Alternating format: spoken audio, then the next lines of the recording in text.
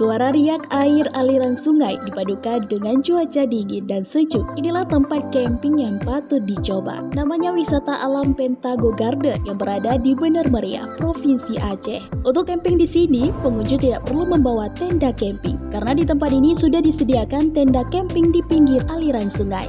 Satu tenda yang disediakan dapat menampung 6 orang dengan biaya tenda dibanderol mulai dari 97.000 hingga 221.000 per orangnya. Biaya tersebut tergantung pemesanan masing-masing paket. Selain lengkap dengan fasilitas yang disediakan seperti makan dan minum, pengunjung juga dapat fasilitas umum seperti MCK, musala, hingga tempat parkir kendaraan yang aman. Pengunjung dibuat kagum akan keindahan dan kenyamanan tempat camping ini. Dengan kondisi yang masih alami dan udara juga begitu sejuk, wisata alam Pentago Garden ini sangat cocok untuk liburan bersama keluarga dan kawan-kawan. Asli dari Singkil, Bang. Ke liburan, Bang. Long weekend ini. Keluarga, kawan-kawan, kawan-kawan SMA. Alami kali nih, Bang. Mantap kali nih. Bawa keluarga, masih asri pun udaranya juga mantap. Campingnya juga, tendanya juga tenda-tenda yang bisa kita bawa keluarga, kan.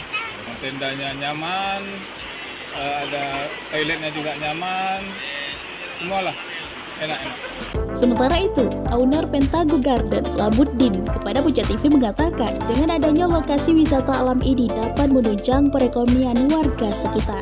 Mulai kita kelola sekitar tahun 2011. Sejak itu terus pelan-pelan. Nah, sekarang sudah sampai ke ada penginapan, kemudian kafe, kemudian sarana alam seperti pemandian anak-anak. Nanti ke situ baru sekitar 28-30 itu bervariasi dari 4,5 lebih kurang ya sampai 700.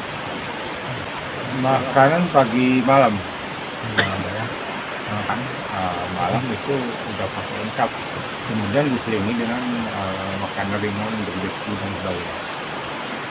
Kemudian ini sampah dan sebagainya terkendali karena dekat dari hulu. Sebelum memasuki lokasi wisata alam Pentago Garden, pengunjung cukup membayar tiket seharga Rp5.000 per orang dan biaya parkir roda 2 Rp5.000 dan roda 4 Rp10.000.